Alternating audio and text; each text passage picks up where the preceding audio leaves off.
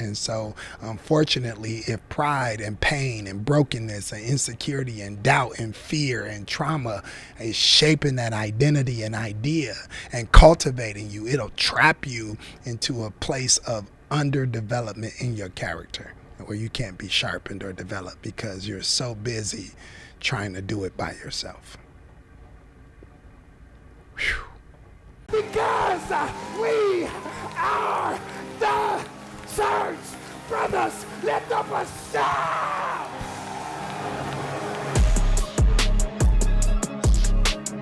Manhood, a new YouTube series by Dr. Jermone Glenn for men and the people who love them. Tune in live on YouTube at 7 a.m. Central or watch anytime on YouTube at Jermone Glenn.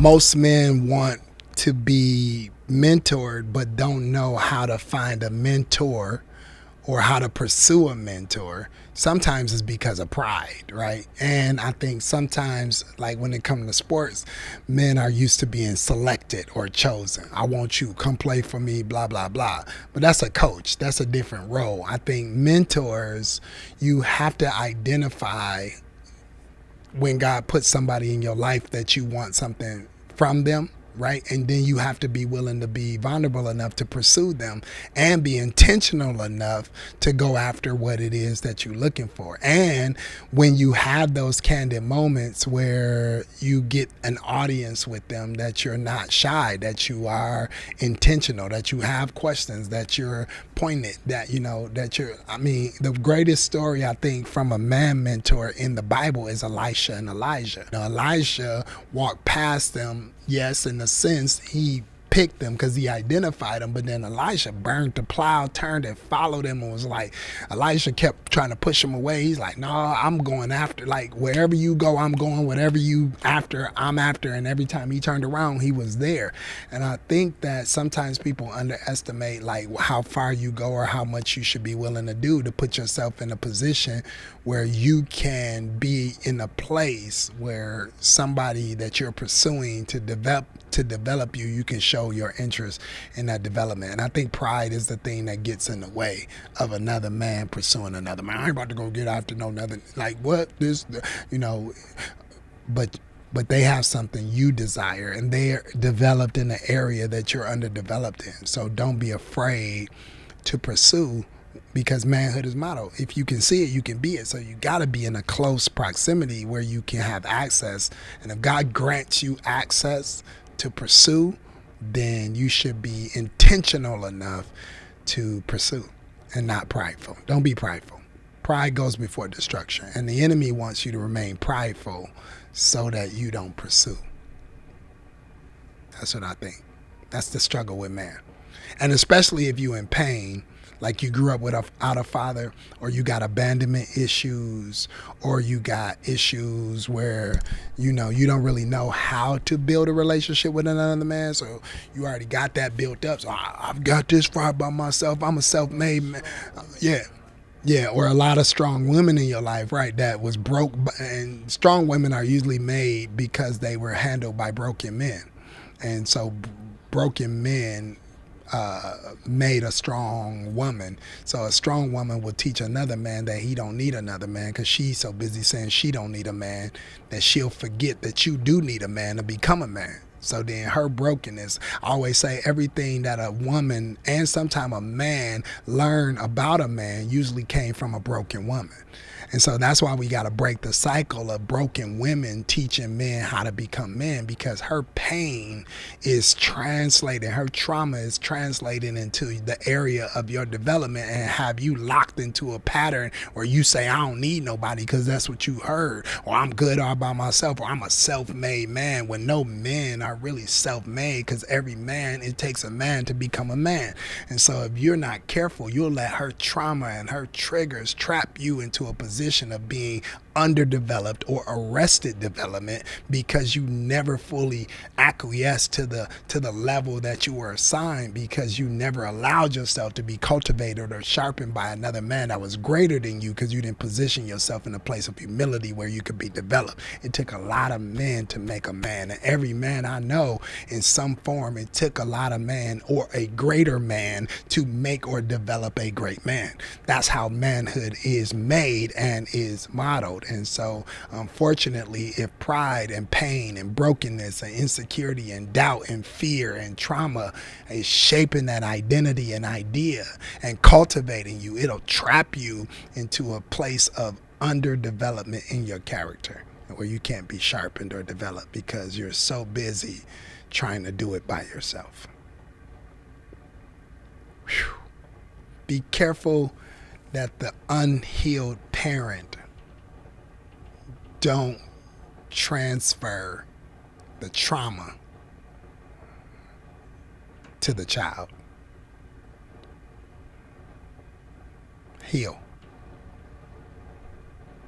so you don't perpetuate the cycle. Because manhood is modeled. Manhood is modeled is simply saying that even if you're not my mentor, if you can be my model, even if I can get close enough to see it, a man is smart enough, creative enough, ingenious enough that if he can get around it, he can mimic it, right? You can mimic shaving, you can mimic putting on cologne, you can mimic tying a tie, you can mimic getting up, going to work every day, you can mimic behaviors, because manhood is modeled. Just, it's innate in you. You already made in the image and the likeness of God. You already made as a God. You already have in your DNA God in your DNA. So all you got to do is have the environment that activates your original identity and your original DNA. So even if I didn't have it speaking over me, even if I didn't have it in my life, if I could just get around it and see it, I could be it. Because manhood is modeled. I can learn what to do and what not to do if I'm in the right environment. So the enemy don't want you to see a man, because if you see a man, then you'll be a man. So he just wants you to not see a man. So there's a financed attack on manhood. There's a fixed finance attack on manhood. Get him out the home. Get him out the family. We'll pay you. We'll give you aid. We'll give you welfare. We'll give you a house. We'll give you an apartment. We'll give you that if you struggle on your own and eliminate that man out of the household. But if you bring him in the house, we won't give you support even if he don't make enough money. If you bring him in the house, we won't give you any help as a country, but we'll help you long as you get rid of him. Because if we can destroy the model of manhood, we'll destroy the next generation of men, because every man produces another man. And if every boy, there's a generation. And so if I kill the boy, if I kill the man in the boy's seed, as a seed of a boy, if I can destroy the man, then I destroy the generation. And so if I can eliminate his identity, and eliminate his ideas, and eliminate his possibilities, and get rid of his perspectives, and don't give him any mentors, if I only put in front of him rappers and athletes, that's why most men want to be most black men see themselves as rappers or athletes, because that's the motto. Because if I can see it, I can be it. So there's not enough of the other type of men, and nothing wrong with rappers and athletes. They're just not the only version of a man. And so if I could see another version of a man, I could become another version of a man. So if I can eliminate that man, if I eliminate that man from the perspective, if I can get rid of him, silence his voice, then I can destroy an entire generation.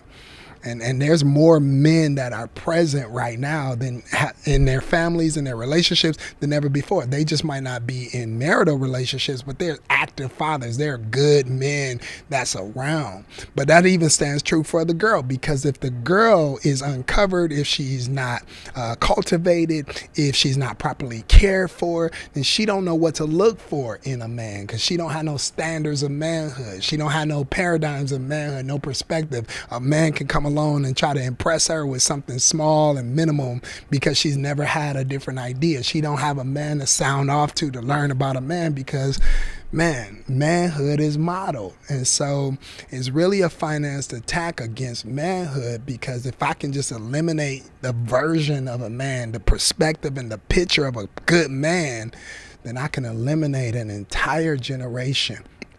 And so prison, drugs, street violence, financed attack against manhood, especially black men and brown men.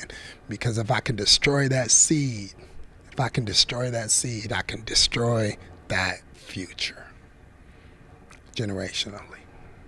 Being a mentor.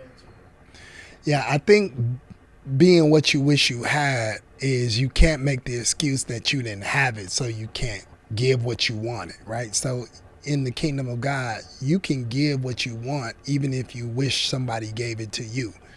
I'm adamant about being what I never had. I'm adamant about giving what I wish I had. And so even if you're in a posture where you feel like you want to be mentored, you can become a mentor to somebody, and in becoming a mentor to somebody, that accountability, that growth, that sharpening, man, I mean, at a deficit when I put myself in a position, especially around young people, to give myself to my generation. Young people pulled things out of me and made me level up and made me be accountable and made me learn stuff and read stuff and go back to school and get education, because I realized that eyes were on me. And sometimes you think you need somebody above you, which you do, and that'll happen eventually. But sometimes you need somebody beneath you that's looking at you, because they'll make you what? Man up, right? They'll make you man up. You'll go home because you got somebody looking for you.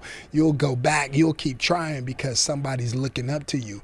And so even if you're in a space where you have not found what you're looking for that's trying to pour into you, still take the moments and the opportunities to be what you wish you had and to give what you want, because those are the areas of development that helps you to position yourself for somebody else, and now that becomes a seed. So if you sow your seed to give somebody else what it is that you really desire, it's just a matter of time that somebody's going to give you what it is that you need the most. So don't wait to be what you wish you had. Be what you wish you had and give what you want. That's the kingdom.